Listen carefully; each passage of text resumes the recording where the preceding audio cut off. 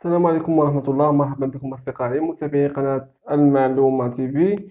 اليوم إن شاء الله غادي نصحو امتحان جهوي خاص بالثالثة إعدادي مادة الفيزياء خيار فرنسية، يعني ليكزامان ريجيونال إبخوف دو فيزيك شيمي.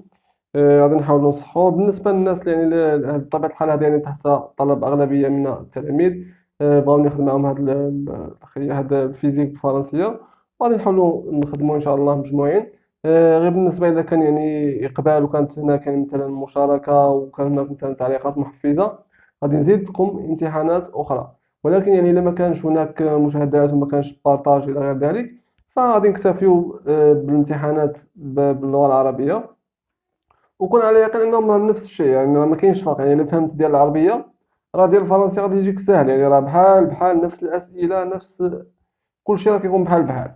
يعني قليل واحد الفرق قليل اللي زايد، راه الا كنت فاهم غادي تجاوب مزيان. دونك ما نطولوش، نبداو على بركه الله. دونك اكزرسيس واحد. كومبليتي كومبليتي لي فراز سويفونت افيك لي مون انديك. يعني عطينا هنا مجموعه من الاختيارات، خصنا نكملوا هاد العبارات هاد. Le mouvement et le repos sont deux notions. شو قلنا هذا؟ كنا هضرنا بالعربية. الحركة والسكون هما كدايرين مفاهيم نسبية، دونك دي نوسيون غولاتيف. مكتوب هنا واعطيك الاختيار الأول غولاتيف. صافي. il dépend du اش كنا قلنا يعني حسب الجسم المرجعي.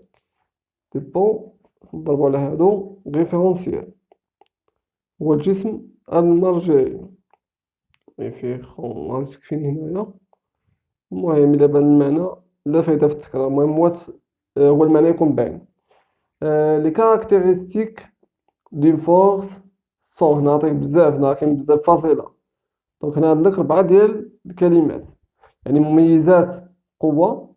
شنو مميزات قوة؟ هما بوان دابليكاسيون. نبداو هنا، مغاديش تكفيني هنا ولكن حاولوا تتبع معايا مزيان. بوان مهمة دابليكاسيون، هاي هي هادي. وشنو آخر؟ بوان دابليكاسيون، droit d'action. أنا نشرحكم بالعربية، واخا هاد القضية ديال العربية ما خداماش، ولكن droit d'action. نتمنى داكشي تكون واضح، لأن قلنا مميزات ديال القوة شنو هي؟ بوان دابليكاسيون اللي هي نقطة التأثير، droit d'action اللي هو خط التأثير ديال ديك القوة. من بعد شنو أيضا؟ لو سونس اللي هو المنحى. شنو آخر؟ ضربنا عليها. أي أخيرا لانتونسيتي يعني الشدة. لانتونسيتي الشدة ديال ديك القوة، شحال اللي كنقيسوها بالنيوتن. مزيان. On dit qu'un mouvement d'un solide est uniforme si sa vitesse est constante. يعني إذا كانت ثابتة. هو عطيك هنا هاي constante. يعني هاد الحركة الجسم اكسيليري سي سا فيتاس كي دايرة باينة. اكسيليري سي سا فيتاس اوغمونت، يعني إلا كانت السرعة ديالو كتزايد. ها هي اوغمونت يعني السرعة كتزايد، متزايدة. غوطاردي سي سا فيتاس خاصها تكون السرعة تتنقص. ديميني سي سا فيتاس ديميني ديميني. صافي. ان سوليد مازال دائما في السؤال الأول. ان سوليد اي اون موفمون، خاصك نديرو اي اون موفمون دو اش. عطاك هنايا واحد الموفمون اللي هي اما روتاسيون اما ريكتيلينغ. روتاسيون، واش عطانا هنا روتاسيون؟ فين هي؟ هاهي دو روتاسيون. علاش؟ حيتاش autour d'un axe de rotation.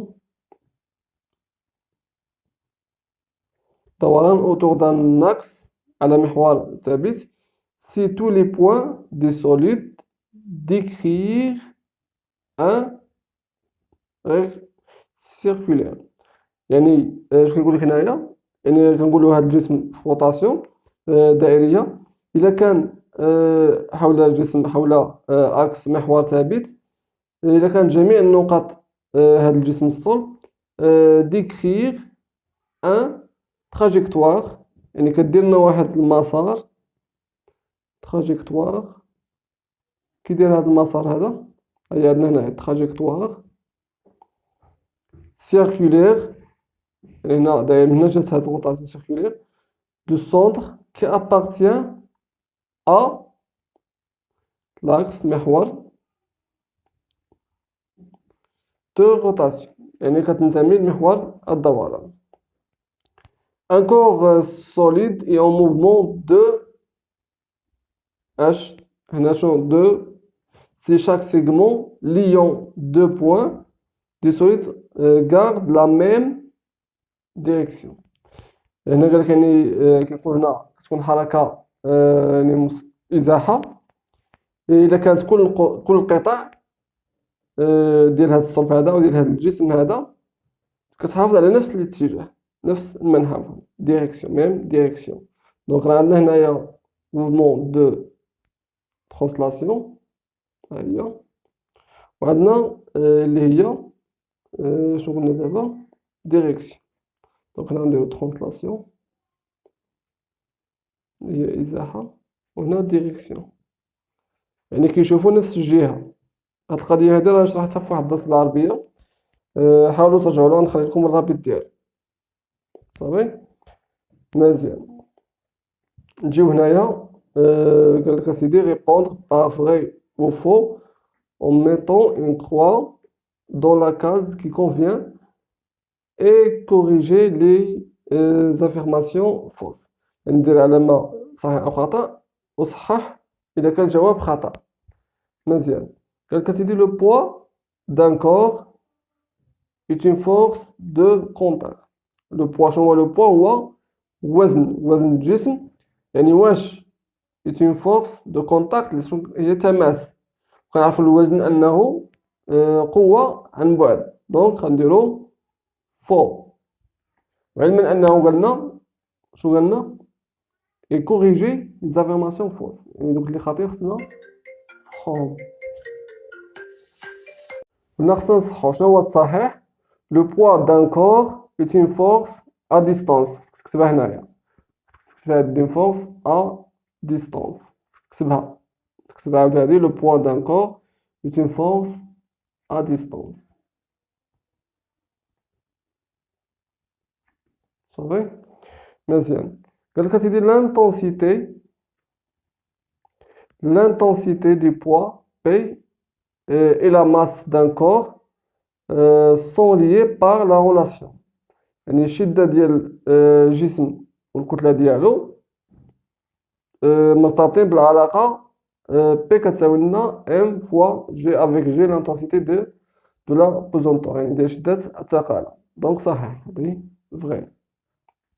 دونك هنا ما عندك ما تصحح، هنا ما غادي تكتب والو. Le poids d'un corps varie avec le lieu. هنا ردوا البال على ذلك، قالك وزن الجسم كيتغير حسب المكان.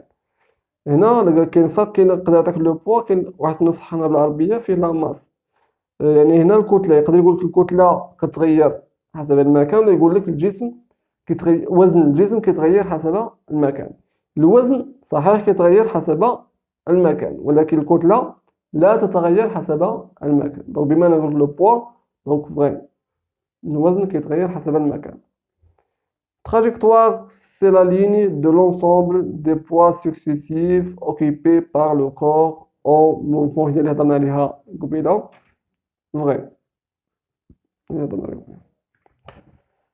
نمشيو رقم 3 sur une route rectiligne de voiture دي هنا لا فيتاس. لا تعطيكم هاد القضيه ديال لا فيتاس هادي، انا ما عرفتش واش غادي تكون، واش داخل عندكم في الامتحان ولا ما داخلاش. غادي نخليو هاد البارتيه ديال الفيتاس من بعد، نتوما تقولوا لي واش داخله، وسولوا الاستاذ ديالكم ولا كنتم متاكدين. قولوا لي في التعليق واش داخله ولا ما داخلاش هاد القضيه ديال الحساب ديال السرعه. اذا كانت داخله غنديرها فيديو اخر بوحدها، ولا ما كانتش داخله قولوا راه ما داخلاش باش ما نعاودهاش في فيديوهات اخرين. دوزو السؤال 4 هنايا. دونك السؤال 4 هنا عنده علاقه بداك التاثيرات الميكانيكيه. دونك هذا سيغ عندكم في الامتحان. نبداو على بركه الله. On pose un corps solide de masse M est égal à 400 grammes sur un plan incliné عندنا في واحد السطح مائل comme l'indique la forme ci-dessous. بحال هاد الفيغور هادي كما كتشوفوا في الصورة. Le corps S جسم S est en équilibre sous l'action de deux forces، يعني في توازن تحت تأثير ديال جوج ديال القوى اللي هما P و R. avec P son poids الوزن ديالو و R l'action du plan incliné تأثير السطح المائل. مزيان. معطيات l'intensité de pesanteur égale G وشدة الثقالة ديال القيمة ديالها 10 نيوتن بار سور كيلوغرام. السؤال الأول donnez les conditions d'équilibre d'un corps solide soumis à deux forces. donnez les conditions d'équilibre، يعني خصنا نعطيو هنايا شروط توازن الجسم. صافي يعني فوقاش نقولوا هذا الجسم هذا راه في توازن ديال هاد القوى هاد تحت تأثير هاد القوى. دونك ان سوليد عندنا ثلاثه ديال الحوايج باش كنقولوا هاد الجسم في توازن. الاولى اللي هي ميم ليني داكسيون، خص تكون عندنا ميم ليني داكسيون، يعني نفس خط التأثير، نفس خط التأثير بلا تنوليو نهضروا عليه. حاجة أخرى أيضا اللي هي دو سونس أوبوزي، يعني المنحى ديالهم خصهم يكونوا جوج، المنحى يكون متعاكس. دو سونس أوبوزي يعني خصهم يكونوا متعاكسين، ماشي في نفس المنحى وإنما كلها المنحى ديالو يعني كيكون شي طالع شي نازل. ثم الثانية اللي هي نفس الشدة، نقول ميم انتونسيتي، نفس الشدة. يعني إذا كانت الوزن فيها 100 نيوتن حتى الأخرى خصها تكون 100. خص يكون عندهم نفس الخط الرأسي. هادشي غنهضرو عليه مازال جاي أسئلة. المهم هادو هما الشروط باش يكون عندنا، وهما عاطينك هنايا. دونك بوان دابليكاسيون، droit d'action, le sens, l'intensité. Donc droit d'action خصو يكون عندهم ميم droit ولا ligne d'action. le sens يكون opposé، و l'intensité خصها تكون نفسها، تكون عندهم بجوج دوك القوى، تكون عندهم بجوج. déterminer les caractéristiques du poids. كيما سيدي عطينا مميزات القوة ديال الوزن الجسم، ديال الوزن ديالو. point d'application هو le point G. le point حيت راه قالك G هو مركز الثقل ديالو، هو عطيك هنا. دونك هو le point G. droit d'action اللي هو خط التأثير، هو كيكون فيرتيكال، يعني خط الرأسي فيرتيكال. هاد فيرتيكال مين كيدوز هادو فيرتيكال باسون، معرفتش كيفاش هنا نكتب، وإنما باسون باغ جي. خصنا نفهمو هاد، خصنا تفهم باغ جي ولا ديرها عاود باغ لو بوين جي. صافي فيرتيكال باسون باغ جي. لو سونس الوزن الجسم واش كيكون من هاد النقطة للأسفل ولا من هاد النقطة للأعلى. الوزن الجسم فين كيجبد للأسفل. دونك دو جي فيغ اش نحو الأسفل ولا نحو الأعلى. فيغ اش لو با، حيت الأسفل فيغ لو با. نتمنى الكتابة تكون واضحة. فيغ لو با. لانتونسيتي هنا الشدة معطاناش شي حاجة اللي خصنا عطانا المعطيات خصنا نحسبوها. كنعرفو بي عندنا شحال كتساوي لنا بي كتساوي ام فوا جي. صافي. و ام عندنا ولا معندناش؟ عندنا اللي هي 400 غرام. والجي ديال شدة الثقل عندنا، ولكن هنا هاد القاعدة فوقاش كنطبقوها؟ ام الكتلة خصها تكون عندنا باش بالكيلوغرام، والجي هي عندنا 10 نيوتن بار كيلوغرام. دونك هنا خصني نحول ام، خصني نحولها للكيلوغرام. دونك ام إيتيغال 400 غرام، 400 غرام إيتيغال شحال خصني نقسم على 1000. دونك 400 مقسوم على 1000 غتعطينا 0.4 كيلوغرام. نجيو نديرو تطبيق إعدادي أبليكاسيون بي إيتيغال ام اللي هي 0.4 0.4 كيلوغرام، نعاودو الوحدة هنايا مضروبة في شدة الثقل اللي هي 10 نيوتن على سور كيلوغرام. غنختزلو الكيلوغرام غتبقى لنا كتساوي لنا 0.4 0.4 فوا 10 شحال هي 4. دونك بي تيكال 4 نيوتن، هذا تخصص تقلنا 4 نيوتن. صافي مزيان. déterminer les caractéristiques de la force R. هنا قلنا خصنا نحددو مميزات ديال القوة R. دونك بما أن الجسم فيه توازن ديال جوج ديال القوى، يعني قلنا عندهم نفس المميزات في ثلاثة ديال الحوايج اللي هما في القوة داكسيون لو سونس قلنا اوبوزي، عندهم ميم انتونسيتي.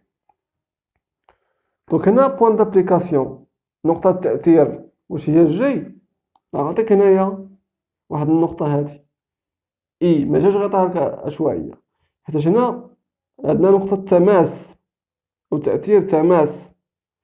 دونك هنا لو بوان دابليكاسيون هو لو بوان اي ولا تقولو اي. droit d'action هو droit vertical. le droit vertical غنحاول نختصرو passons. واش هنا غير باغ جي ولا لا، راه معايا راه متعامدين. دونك passons باغ اي جي، كيدوز من اي وكيدوز من جي، كيدوز منهم بجوج حيتاش راه رأسي أو عمود. صافي لو سونس بما أنهم منحنيين أو متعاكسين، قلنا هنايا فيغ لو با، دونك هادي غتكون فيغ لو هو. دونك يا إما نقولو مثلا دو إي فيغ لو هو، فيغ لو هو. صافي لانتونسيتي بما أن قلنا عندهم نفس القوة، راه قلناها قبيلة ميم انتونسيتي. دونك بي إيتيغال R إيتيغال à P إيغال à 4 نيوتن، 4 نيوتن.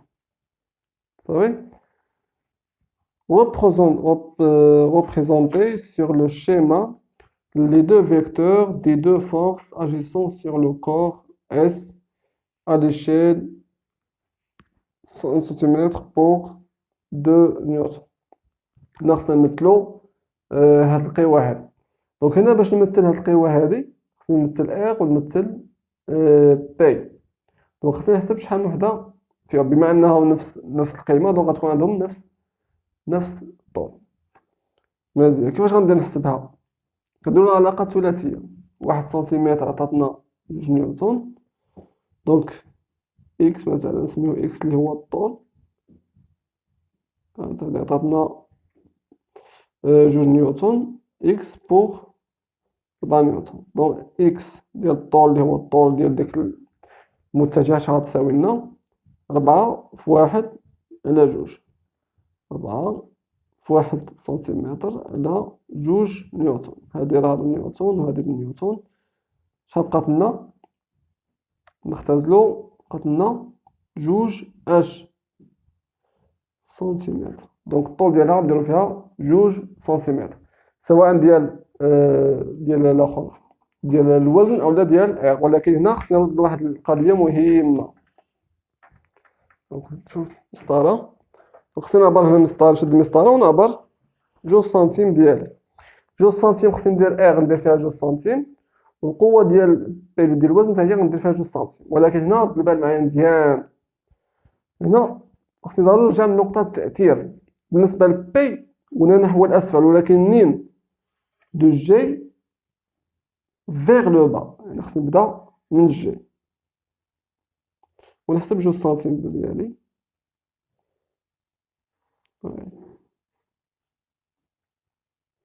صافي. والأخرى شنو قلنا؟ دو إي فيغ لو هون، خصني عاود نجي لهنايا ونعبر 2 سنتيم ديالي، ولكن منين من إي، من إي غادي نعبر 2 ماشي من هنايا، من إي ونعبر 2 سنتيم ديالي.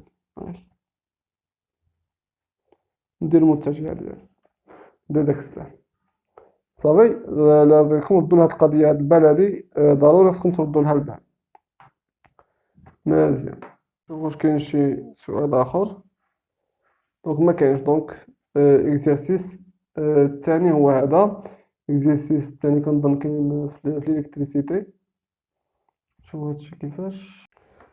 مزيان. المهم واخا غنديرو فيديو واحد، بلي غنبقاو نديرو عاد 2 أجزاء، ولا غنحاولو نديرو فيديو واحد. صبروا ما عندكم ما ديروا، لان العلم هو هذا. حتى انا راه بزاف عليا الصراحه، راه ثلث ساعه وانا كنهضر راه بزاف، ولكن معليش. وعاد خاصة راه ضربني شويه البرد.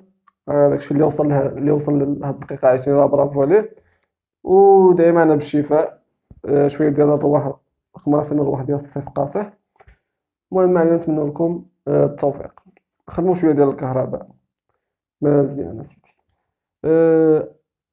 associé par une flèche la grandeur physique à 100 unités dans le système international. ينسب بسهم كل مقدار فيزيائي grandeur physique بالوحدة ديالو. لينيرجي إلكتريك، الطاقة الكهربائية، واش هي الوحدة ديالها الجول أولا الواط أولا لوم أولا الواط واط اور. دونك لينيرجي كنقيسوها بالجول، وكتقاس أيضا بالواط ساعة. تقاس بجوج، الجول بالواط ساعة. لا ريزيستونس إلكتريك، المقاومة، وحدة القياس العالمية ديالها هي الأوم. لا بويسونس إلكتريك، القدرة الكهربائية، وحدة القياس ديالها هي الواط. صافي. هنايا إذا كانت كنعرفو بما أن أو كتساوي لنا بي في تي، إذا كانت بي بالواط و تي بالساعة، فهنا كنهضرو على واط ساعة، واط اور. وإذا كانت بي بالواط و تي بالثانية، هنا كنهضرو على الجول. صافي. ما علينا.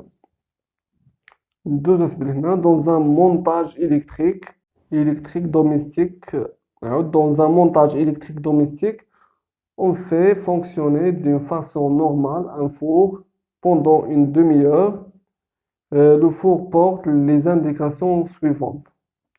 يعني واحد الانستالاسيون في الدار مخدمين واحد الفران عادي بشكل عادي، وداك الفران فيه يحمل الإشارتين التاليتين اللي هي 220 فولت و 300 واط. السؤال الأول: دوني لا سينيفيكاسيون فيزيك دي دو زانديكاسيون. يعني هادو شنو كنقصدو بهم؟ هاد 220 فولت اللي مكتوبة في داك الفران شنو كنقصدو بها؟ و 300 واط شنو كنقصدو بها؟ هاد السؤال هذا كيتحط بزاف، ولا لاحظتو اللي تبع معايا بالنسبة اللي كان الامتحان اللي خدمنا بالعربية راه بحال بحال، وراه هضرنا على هاد القضية. داك الإشارات اللي كيكونوا مكتوبين في البلاك سيناليتيك ديال الجهاز، يعني ان الجهاز كيخدم بهاد الاجهزه بهاد الاشارتين بشكل عادي. داكشي سميناهم التوتر الاسمي والقدره الاسميه. دونك 220 فولت بما انها فولت، دونك كنهضروا على التوتر اللي هو لا طونسيون. دونك 220 فولت هي لا طونسيون الكتريك كي دايره نومينال. كنقلب على هاد السميه ديال نومينال، هذه هي اللي مهمه. لا طونسيون الكتريك نومينال، وهذه لا بويسونس كي دايره حتى هي الكتريك نومينال، اللي كتسمى بالعربيه التوتر الاسمي. وهذه القدره الاسميه، يعني كيخدم بهم الجهاز بشكل عادي. calculer la valeur de l'énergie électrique consommée par le four en watts-heure puis en joule. هذا السؤال ما نظنش واش غندخل في الامتحان، ولكن نخدموه بسرعه. او كتساوي لنا بي فوا تي. هنا التاغ تكون بالواط والتاغ تكون لو بما أنه قالك أون واتور، دونك بي راه عندك اللي هي 300 فوا تي اللي هي 0.5 عندك مكتوبة، فوا 0.5. شحال كتساوي لنا؟ 300 تساوي 150. 150 اش واط ساعة. إلا بغينا نحولوها للجول خصنا نضربو ب 3600، لأن الساعة فيها 3600. وأيضا واحد واط ساعة كتساوي 3600 جول. دونك غادي نضرب 150 في 360 جول. هذا مهم. هذا السؤال الثالث: calculer l'intensité d'efficace l'intensité efficace I qui traverse le four. يعني نحسبوا التيار الكهربائي، شدة التيار اللي كتمر بالفرن الكهربائي. دونك عندنا بي est égal U fois I. دونك I شحال كتساوي؟ غادي نردو هذا الطرف الآخر، عندي هنا الضرب غادي تولي لنا قسمة. دونك غتولي لنا بي على U. نديرو تطبيق إعدادي. بي اللي هي 300 على 220 فولت U اللي هي عندنا في المعطيات، شحال غتساوي؟ دونك كتساوي لنا هنا 1.3 أو 1.36. حنا هاد القضية ديما كنقولها ونعاودها: الوحدة ضرورية.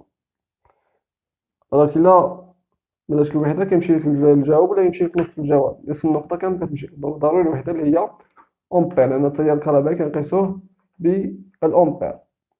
مزيان. نمشيو أسيدي calculer la valeur de la résistance R du four électrique. مزيان. باش نحسبوا المقاومة ديال الفرن الكهربائي عندي جوج ديال الطرق: يا إما كنحسبها بالعلاقة ديال بي كتساوي لنا ار اي او كاري، أولا او الوضم، نطبقوا الوضم اللي هو ار فوا اي. وهذه بسيطة. دونك بلا ما نعقدو الأمور نحسبو غير. واللي ما كيعرفش هاد القضية هادي ديال اللي قلت لكم سابقا يخدم ديك الطريقة ديال الهرم. اللي ما كيعرفش يخرج فينا واش يخرج اي ولا ار ولا كيفاش غادي يديرها، عندك مثلا اي على ار فوا اي. دونك إلا بغينا السبق اللي شرحتها نعاودها: يو كتساوي لنا ار في اي، بغينا ار كتساوي لنا يو على اي، بغينا اي كتساوي لنا يو على ار. وهاد العملية راه ديرها حتى في البويسونس. دونك هنا المطلوب منا هو ار. دونك إلا خدينا ار شنو غتبقى لنا؟ يو على اي. و اي اللي هي عندنا شحال كتساوي لنا؟ 220 فولت على اي اللي هي حسبناها 1.36. شحال كتساوي لنا؟ عطنا تقريبا 161 أوم. أيضا ضروري الوحدة خصني نعقل عليها أوم ونديرها هنا. صافي. مزيان. ندوزو السؤال الخامس. On considère que la puissance électrique maximale qu'on peut supporter le circuit électrique domestique et Pmax est égal à 4400 watts. Peut-on brancher simultanément le four précédent avec un radiateur électrique qui porte les indications 200 فولت 2000 واط؟ جوستيفي. هنا قال لك اسيدي عندنا القدرة اللي كيقدر يتحملها الدارة الكهربائية اللي عندنا في الدار هي 4400 واط. قال لك اسيدي واش نقدروا نخدموا الفرن السابق مع واحد الرادياتور كليماتيزور بحال كيبرد كيبورت لي زانديكاسيون 2000 واط. هنا بما ان عطاك 4400 وهنا عطاك 2000، نحسبوها. واخا نحسبو بي ان يعني بي فور ديال الفران زائد بي نسميوه هنا بي توتال زائد بي ديال الرادياتور ار. شحال كتساوي؟ 300 زائد بي ديال الرادياتور شحال كتساوي؟ بويسون ديال الرادياتور 2000 واط. غتساوي لنا 2300 واط. هنا على ما بان لي والله أعلم راه كاين شي خطأ مطبعي في الآخر، لأن ميمكنش يعطيك هاد السؤال بهاد الطريقة هادي. هنا الله أعلم يا إما هنا راه غادي يكون شي خطأ، لأن غادي يكون تكون هنا 3000 غالبا تكون 3000.